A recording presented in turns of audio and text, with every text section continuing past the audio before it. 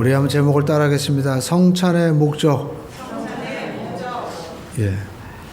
제가 강주에 왔을 때 지금은 아파트들이 좀 많이 있었지만 제가 제일 놀란 것은 밤이 되니까 별로 불빛이 없었어요. 그래서 굉장히 당황을 했었습니다.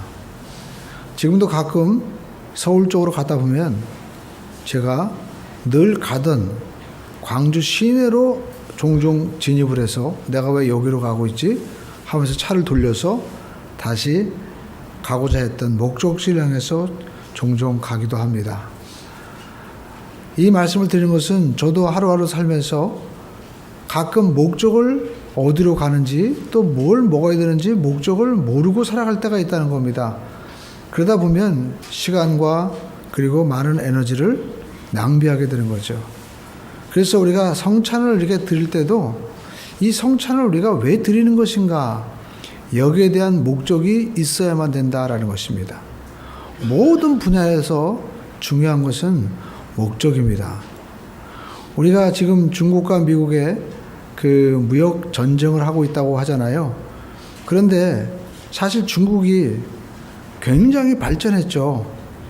제가 신학교 때 산에 올라가서 기도할 때 중국 문이 열리게 해달라고 기도했던 적이 기억이 났었는데, 그때는 이제 중국이 공산화되어 있었고 지금도 마찬가지지만 그리고 굉장히 가난했었습니다. 지금의 중국의 모습은 굉장히 달랐죠. 이렇게 급속하게 중국이 발전된 원인 가운데 하나는 이 모택동이라는 분이 뛰어난 전략가였다라는 겁니다. 그래서 100년 동안 미국을 건드리지 말아라.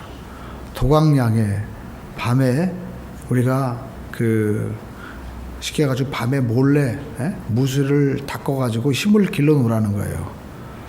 그러니까 우리가 이 모택동은 장제석이랑 전투에서는 계속 졌는데 전쟁에서는 이겼어요. 그래서 중국을 차지하게 된 겁니다.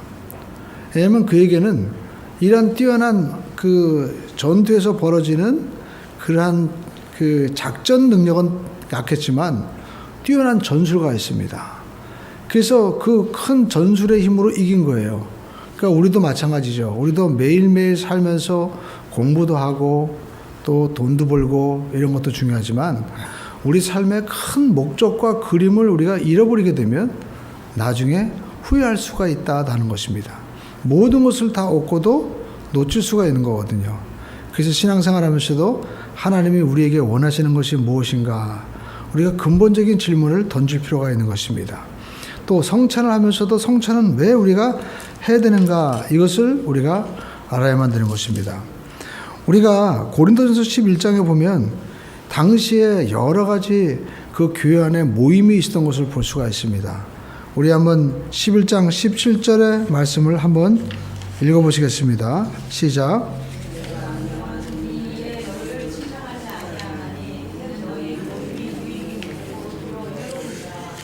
예, 교회 내 여러 가지 모임이 있었는데 그 모임이 유익이 되지 못하고 해가 되고 있었다라는 겁니다.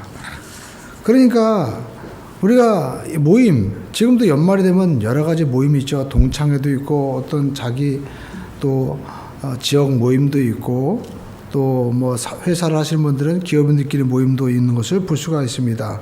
그 모임의 목적은 어떤 그 정보 자료라든지 또 서로 간에 회원들 간에 친목도 도모하고 약한 분들을 돕고 이런 목적이 있어서 모임을 갖게 되는 겁니다. 근데 교회 안에서의 모임은 세상의 모임과는 다른 더 큰 목적이 있어야 됩니다. 그것은 세상의 모임은 서로 위로하고 격려하는 모임이지만 교회 안의 목적은 뭐예요? 이제 이러한 수평적인 세상과의 관계 속에서 그 힘과 에너지를 어디에다 맞추는 겁니까? 수직적인 하나님의 영광을 우리가 맞춰야 됩니다. 그래서 하나님과의 관계가 견고해지고 또 교회 내의 모임은 이런 모임 모든 것 통해서 더욱더 신앙심이 깊어지는 그러한 모임으로 발전해 나가야만 된다라는 겁니다. 만약 그렇지 못하고 그냥 서로 친목만 도모하다 보면 세상의 모임과 다를 것이 없고 또 항상 실수와 연약함이 나타나게 되죠. 그래서 그 모임이 깨어지고 서로 상처받고 심지어는 그 모임뿐만 아니라 교회에서 이탈하기도 하는 것을 볼 수가 있습니다. 그래서 사도 바울은 너희 모임이 유익되지 못하고 도리어 해롭다. 그러니까 그 교회 안에서의 모임이 하나님이 기뻐하는 모임이 되도록 지금 권면을 하고 있는 것입니다. 우리가 성경에 보니까 이 모임이 오히려 문제가 있어야만이 그 모임이 진짜 어떤 모임인지 드러난다고 말씀하고 있죠. 우리 한번 19절 말씀 함께 읽어보겠습니다. 너희 중에 파당이 있어야 너희 중에 옳다 인정함을 받는 자들이 나타나게 되리라. 그러니까 파당이 생긴다는 게 뭐예요? 이게 분쟁이 생기면 진짜 그 모임이 어떤 모임인지 정확하게 알 수 있다는 겁니다. 그래서 우리가 결혼 생활도 결혼하기 전에 부부 싸움을 한번 해보라고 하잖아요. 마찬가지로 인생도 정말 그 사람이 어떤 사람인지 우리가 알게 되려면 그런 문제들이 발생했을 때 그 사람의 마음에 본심이 드러나고 또 그 사람이 감춰져 있던 성격도 드러나고 또 문제 가운데서 그 사람의 깊은 신앙도 드러나게 됩니다. 우리가 출애굽기도 보면 하나님 앞에 이제 모세가 시내산에서 십계명을 받고 있는데 40일이라는 시간이 걸리다 보니까 밑에 있는 사람들은 인내심을 발휘하지 못하고 결국 어떻게 했어요? 금송아지를 만들어 놨거든요. 그러니까 자기들 마음 가운데는 이미 우상이 있었던 거예요. 그러니까 하나님께서 말씀하시는 거죠. 이스라엘 백성들에게 나 외 다른 신을 두지 말아라. 그리고 너를 위하여 새긴 우상을 만들지 말아라. 하나님의 이름을 망령되이 일컫지 말아라. 안식일을 개혁하여 거룩하게 지켜라. 하나님께서 그들에게 말씀하시는데 그들의 마음 가운데 그런 마음이 이미 있었던 것이죠. 그래서 우리가 이 교회 내 모임들도 문제가 발생되면 길이 험하다든지 물이 없다든지 하면 그 사람들 마음 가운데 속에 있는 게 나와요. 백성들은 원망하고 불평했지만 우리가 출애굽기에 보면 모세는 기도하잖아요. 그러니까 하나님의 사람들은 그런 문제가 있을 때 하나님 앞에 매달리죠. 마치 집에서도 진짜 자식들은 잘못했을 때 엄마 나 잘못했어요 하면서 그가 겸손하게 매달리죠.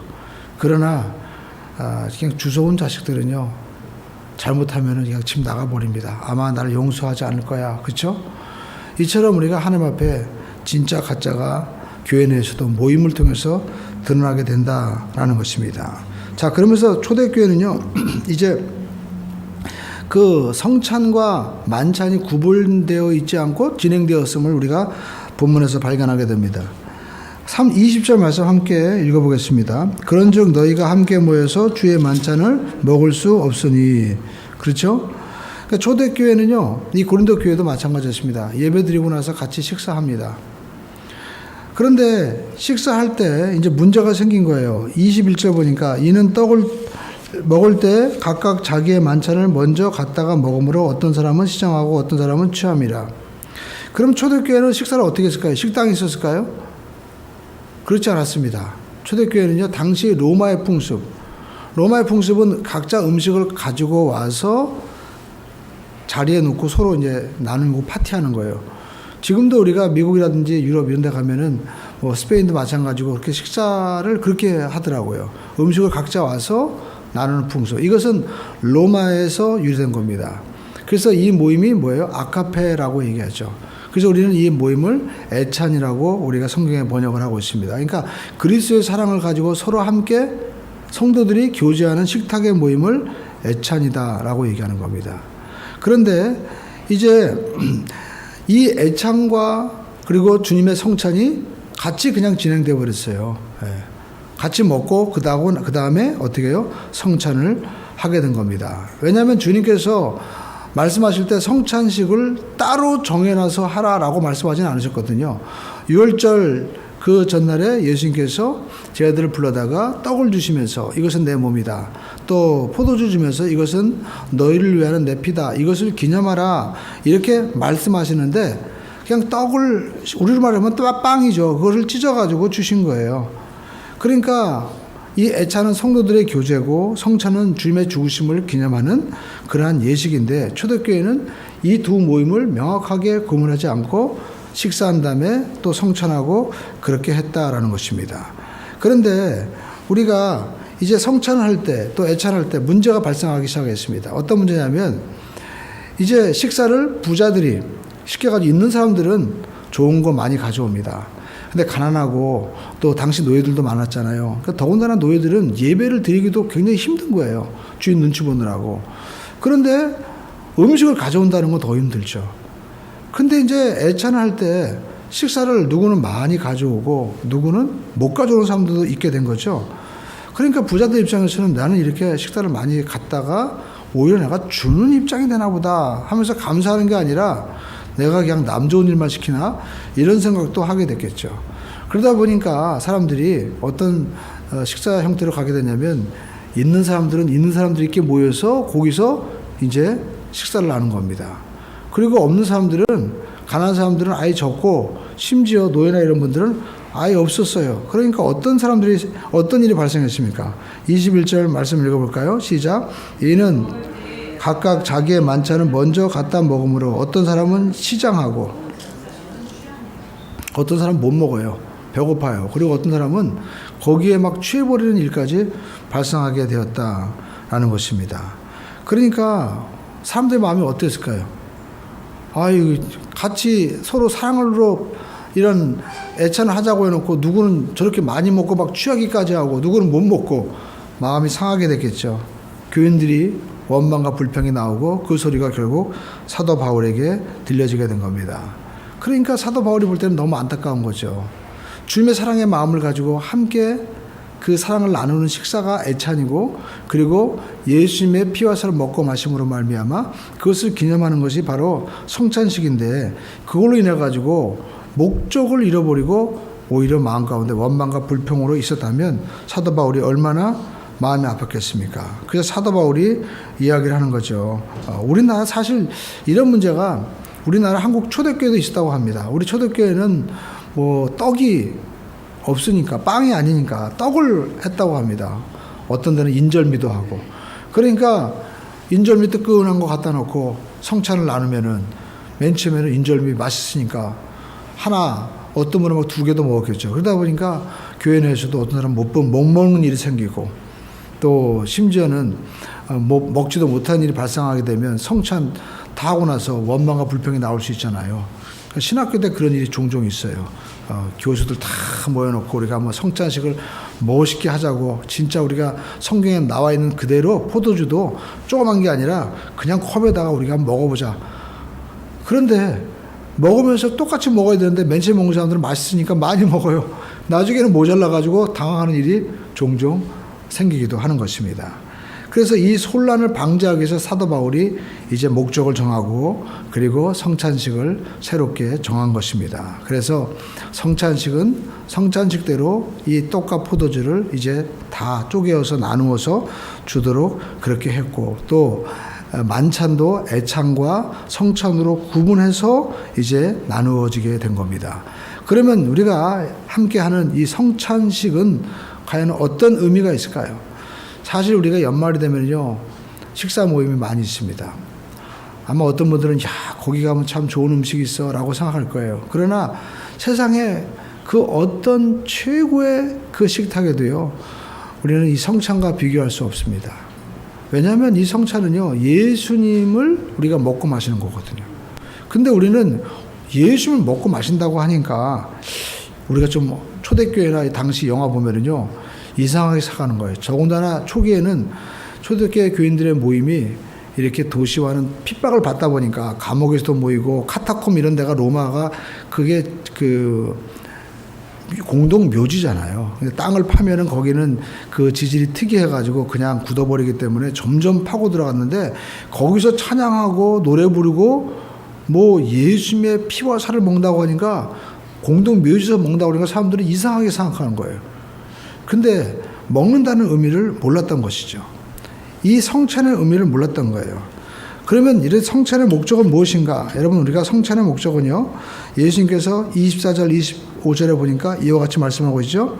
축사하시고 떼어 이르시되 이것은 나를 위하는 내 몸이니 이것을 행하여 성찬을 행함으로 나를 기념하라 라고 말씀하십니다. 그리고 19에 또한 그와 같이 잔을 가지고 이르시되 이 잔은 내 피로 세운 새 언약이니 이것을 행하여 마실 때마다 나를 기념하라. 그러니까 성찬은요 먹는 거예요. 뭘 먹느냐? 예수님을 먹는 겁니다. 그래서 그 어거스틴은 이런 말을 했습니다. 교회는 두 가지 말씀이 있다는 거예요. 보이는 말씀과 보이지 않는 말씀. 그러니까 보이는 말씀이 뭐냐면 성찬이라는 거예요. 이 보이는 이 예수님의 피와 살을 먹고 마심으로 말미암아 예수님과 내가 하나 되고, 그리고 또 주님의 생명을 내가 삶 속에서 체험하는 거죠. 그리고 보이지 않는 말씀은 바로 강단에서 선포되는 이 말씀이라는 겁니다. 자, 그러면 주님의 피와 살을 먹는다는 것은 무슨 의미가 있을까요? 여러분, 어떤 음식을 좋아하십니까? 제가 가만히 보니까 우리 자녀들은요, 어렸을 때는 이런 기름진 걸 많이 좋아해요. 아마 키가 많이 크고 성장하다 보니까. 저도 그래서 야채를 많이 좀 먹어라 라고 부탁을 하는데, 저도 가만히 생각하니까 어렸을 때 제일 좋아했던 음식이 역시 고기 종류였어요. 그리고 야채를 먹기 시작했던 것은 사실 나이가 좀 철들고 나서 그때부터 먹기 시작했던 것 같아요. 근데 우리가 야채라든지 과일을 많이 먹는 사람들은 어떨까요? 피부가 아주 좋아요. 왜요? 야채 속에 있는 비타민 C라든지 또 많은 이런 칼륨 이런 것들이 몸에 흡수돼 가지고 피부를 아름답게 하는 거죠. 우리 얼굴에 보면 뭐 기미라든지 이런 거 화장품 종류 원재료가 뭡니까? 비타민 C죠. 그러니까 제가 이 말씀드리는 것은 우리가 음식을 먹는다는 것은 결국 나와 하나가 된다는 거예요. 그러니까 성찬을 먹는다는 것은 첫 번째 죽음을 전제로 하는 겁니다. 동물을 먹든지 식물을 먹든지 그 음식의 대상인 동물과 식물은 죽는 거예요. 그리고 그 동물에 있는 모든 근본, 비타민 C나 비타민 D를 할 거 없이 그 식물과 동물의 그 본체잖아요. 그것이 내 몸에 들어와서 하나가 되는 겁니다. 그러니까 먹는다는 것은 첫째, 죽음을 의미하는 겁니다. 내가 살아있다는 것은 그 죽음의 그 바탕 위에 내가 서 있는 겁니다. 그래서 이스라엘 사람들은 밥을 먹을 때 꼭 뭐예요? 손을 씻는데 이것은 위생적인 의미를 떠나서 거룩함에 참여하는 거예요. 내가 이렇게 살아가는 게 누군가의 죽음을 통해서 내가 이렇게 살아있는 거구나.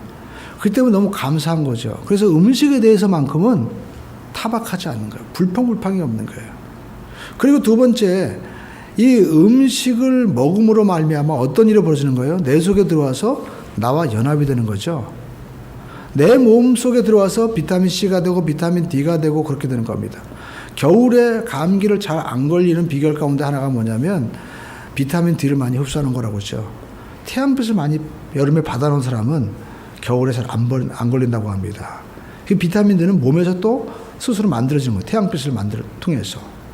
그래서 그 홍해걸이라는 그 그러니까 의사에서 이분이 이제 기자로 나온 분이죠. 그분은 감기를 잘 치료하려면 그런 얘기를 하는 거예요. 비타민을 자기는 많이 먹는다는 거예요. 그리고 또 햇빛도 적당히 쬐고 몸에 이 순환이 잘 돼야 되니까 물을 많이 먹어야 된다. 그 얘기를 하시더라고요. 굉장히 참 합리적인 얘기죠. 마찬가지로 우리가 무엇을 먹느냐에 따라서 삶이 달라집니다. 내 몸이 달라지는 거예요. 그럼 우리는 이제 성찬을 통해서 무엇을 먹는 겁니까? 예수님을 먹은 거죠. 그러면 생각할 때 우리가 뭐 다른 거 고기 먹어도 되는데 굳이 예수님을 먹을 필요가 있나? 이렇게 생각할 필요가 있잖아요.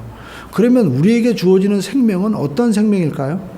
육신의 생명을 유지하기 위해서 우리에게 예수님이 피와 살을 주신 것이 아닙니다.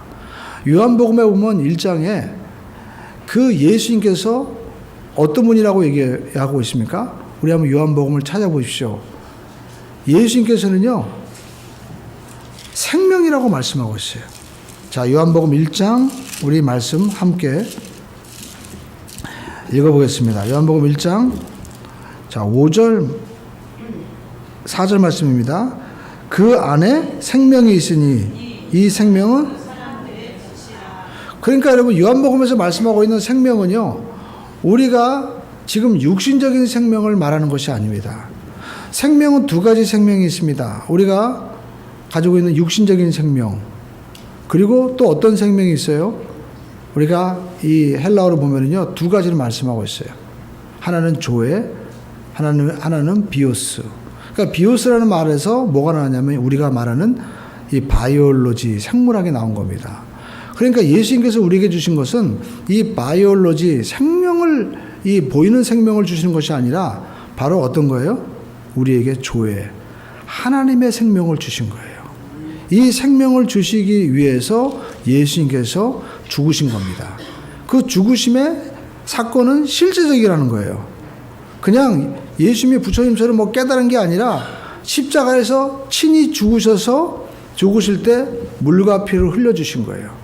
그것을 분명히 깨닫고 현실 속에서 예수님의 죽음을 내가 먹고 마심으로 말미암아 내 속에 뭐가 있는 거예요? 이제는요, 바로 예수님의 생명, 바로 조의 생명이 있음을 연합했다는 것을 깨닫고 감사해라 라는 겁니다. 그래서 성찬의 목적 가운데 하나는 첫 번째가 감사예요. 내가 주님의 생명을 얻게 되었다는 것을 감사하는 우리 모두가 되시기를 주님의 이름으로 축원을 드립니다. 할렐루야. 여러분이 만약에 비타민C 먹었으면 감기 빨리 낫죠? 쉽게 얘기해서. 그러나 여러분이 예수를 먹으면 이제는 어떤 삶이 되는 거예요? 영생을 얻은 거예요. 할렐루야. 그리고 두 번째, 이 성찬의 목적은요, 두 번째 목적은 무엇입니까? 우리가 이 성찬의 목적 두 번째는요, 맹세 의미가 있어요. 맹세. 이 성찬을 먹을 때 우리가 이 떡을 먹고 포도주를 먹잖아요. 그런데 이 포도주를 먹는 이 잔은요, 당시 황제들이 자기의 그 옆에 있는 군의병들, 그 군의병을 이제 선택했을 때 이 맹세의 잔을 줍니다. 그래가지고 이 잔을 먹는 그 사람은 자기가 황제 군의병으로, 쉽게 지금으로 말하면 이제 비서실에 근무하게 되는 거예요. 대통령 비서실에서 호위하는 사람으로 딱 선택된 거예요. 그러니까 얼마나 마음에 감사하겠어요. 그리고 또 어떻게 해요? 나를 선택해 준 거에 대해서 내가 생명을 바쳐서 살겠습니다 라는 마음에 어떻게 해요? 결단을 하게 되는 거죠. 이것이 바로 맹세를 의미하는 이 라틴어로 세크라멘트라는 뜻을 가지고 있습니다. 그러니까 충성을 맹세하는 자녀예요. 우리는 그러면 이 성찬을 통해서 어떠한 그러한 맹세가 우리에게 주어질까요? 첫 번째, 주님께서도 맹세하는 거예요. 예수님께서 피와 살을 주신다는 것은 내가 어떤 경우에 있어도 나는 너를 버리지 않는다는 거예요. 네. 우리가 결혼할 때 반지 이렇게 주잖아요. 꽃기라고. 내가 어떤 일이 있어도 난 당신과 함께 하겠다. 그런 뜻이죠. 마찬가지로 주님께서도 우리에게 물과 피를 주시고 이 떡과 포도주를 통해서 기념하고 또 하라고 하는 것은 잊어버리지 말라는 거죠. 사람은 금방 잊어버리잖아요. 저도 자녀를 낳고 세월이 좀 지났는데 보면은 얼마 전에 저희 동창들이, 신학교 동창들이 모였습니다. 그래서 한 30년 된 모임들인데 보니까 많이 바뀌었어요. 나이도 먹고. 근데 이분들은 모여서 옛날에 뭐 했지 하면서 막 얘기하는 거예요. 그래서 제가 느낀 것은 옛날에 그런 일이 있었나. 다 까먹은 거예요. 생각한 것도 있지만. 그래서 주님께서 이 성찬식을 우리가 모일 때마다 하라고 하는 것은 뭡니까? 절대 잊어버리지 말라는 거예요. 내가 너에게 물과 피를 이렇게 십자가에서 준 사건을 잊어버리지 말아라. 나는 너를 사랑한다. 내가 너를 결코 버리지 않는다. 그리고 내가 이렇게 물과 피를 준 것만큼 또 내가 너에게 다시 온다고 하는 말씀도 분명히 이루어질 것이니까 절대 잃어버리지 말아라. 이것을 피로 주님께서 우리에게 보여주시고 약속하시는 겁니다. 그러면 우리는 이것을 먹으면서 어떤 마음을 가져야 될까요? 주님, 감사합니다. 주님께서 저에게 이렇게 물과 피를 주시니 제가 평생 육신에 남은 삶 동안 저는 주님의 영광을 위해서 살겠습니다 라고 어떻게 해요? 우리는 결단하는 시간이다라는 겁니다. 할렐루야. 그런데 성경에 보니까 이렇게 우리가 이 귀한 성찬을 뜻을 잊어버리고 함부로 산 사람들이 많이 있었던 것 같아요. 그래서 함부로 성찬을 대함으로 말미암아 어떻게 해요? 27절에 보니까 26절 읽어볼까요? 너희가 이 떡을 먹으며 이 잔을 그의 죽으심을, 우리가 이 성찬을 참여하는 것은 주님은 나를 위해서 이렇게 생명을 주셨고 나를 사랑하십니다. 그리고 주님의 약속의 말씀은 반드시 이루어집니다. 그래서 저는 주님 오실 때까지 이 성찬을 대하면서 주님의 복음을 전하는 사랑의 사람으로 제가 살겠습니다 라는 그런 의미, 맹세가 있는데 합당하지 않고 먹고 마시는 자가 있다는 거예요. 주의 몸과 피에 대해서 죄를 짓는 것이다. 그러니까 이러한 사랑과 주님과 연합된 삶을 잊어버리고 그냥 세상에 나가서 여기서는 믿습니다 해놓고 마음대로 살아버리게 되는 거죠. 그러면서도 또 성찬을 대하는 거예요. 그렇게 되면 어떻게 해요? 너희가 받을 심판을 그냥 자기가 먹고 마시는 거나 똑같다는 거예요. 그래서 27절에 보니까 그러므로 누구든지 주의 떡이나 잔을 합당하지 않고 먹고 마시는 자는 주의 몸과 피에 대하여 죄를 짓는 것이라. 영어 표현을 보니까 그냥 심판을 자기가 다 자초한다는 거예요. 그래서 27절에 사람이 자기를 살피고 그 후에야 이 떡을 먹고 잔을 마셔라. 그러면서 주의 몸을 분별하지 못하고 먹고 마시는 자는 자기의 죄를 먹고 마시는 것이다 라고 말씀하고 있습니다. 그러므로 말미암아 30절에 너희 중에 약한 자, 병든 자, 잠자는 자, 그러니까 신앙이 완전히 깔아앉은 자들 얘기하는 거죠. 이런 일이 발생하게 된다라는 것입니다. 그래서 31절에 우리가 우리를 살폈으면 판단을 받지 아니하려냐. 그러니까 우리가 늘 주님 안에서 주님께서 나를 위해서 이렇게 죽으신 그 생명의 사건이 내 속에 임했음을 저는 항상 감사합니다. 이렇게 매일매일 살피면서 감사하면서 나가는 거죠. 그리고 이 귀한 성찬에 참여하면 되는 것입니다. 그런데 그렇지 않으면 우리가 하나님 앞에 판단을 받지 않는데 우리가 이렇게 판단받는 것, 잘못되는 것은 주께 징계를 받는 것이다. 주님께서 우리를 징계하시는데 이거는 버리는 게 아니에요. 네가 성찬에 올바로 참여해야 된다라는 것을 깨닫게 하기 위해서 때로는 약하게도 하시고 우리에게 징계도 주신다는 거죠. 근데 이것은 표현이 영어 성경에 보니까 훈련한다는 거예요. 그렇게 해서는 안 된다. 결국 목적은 무엇입니까? 성경에 보니까 여러분 32절 후반절에 보니까 이는 우리로 세상과 함께 정죄함을 받지 않게 하려 하십니다. 우리는 이 성찬을 통해서 세상과는 다르게 정죄함 받지 않아요. 왜요? 예수님께서 십자가에서 우리를 위해서 죽으시고 피를 흘려주셨기 때문에 더 이상의 정죄는 없습니다. 우리가 이 땅에 어려움을 당하는 것은 깨닫게 하기 위해서 하시는 거예요. 그러므로 저와 여러분들이 이 성찬을 대함으로 말미암아 내가 알게 모르게 지었던 과거의 모든 죄들은 하나님이 기억도 안 하신다고 말씀하고 있어요. 이것을 우리가 믿음으로 받아들여야 되는 겁니다. 그전에 어떤 분은요, 이 낙태에 대한 마음에 굉장한 고통을 갖고 계시더라고요. 근데 우리가 알 것은 어떤 죄든지 회개하면 하나님께서 이미 다 용서해 주신 거예요. 기억도 안 하신다고 말씀하고 있습니다. 왜요? 그 죄를 위해서 주님이 자기 몸을 십자가에 못 박혀 죽으시고 피 흘려주신 거예요. 그런데도 불구하고 의심하고 염려하지 말라는 거죠. 다 잊어버렸다. 주님께서 정죄하지 않는다라고 말씀을 하고 있는 것입니다. 그러므로 저와 여러분들은 이 십자가의 죽음의 사건을 예표하는 바로 예수님의 피와 살을 먹고 마시는 믿음의 삶을 살아가야 됩니다. 할렐루야. 우리가 출애굽기 보면 12장에 그런 말씀 있잖아요. 이제 이스라엘 백성들이 애굽에서 나올 때 바로 이 유월절 마지막 그 재앙 가운데 문설주는 바로 기둥이죠. 그리고 인방은 바로 설주 위에 얹혀놓는 문 달기 위해서 만들어 놓은 틀입니다. 거기에다가 피를 바르잖아요. 그런데 그 피를 발라져 있는 집은 다 사는 거예요.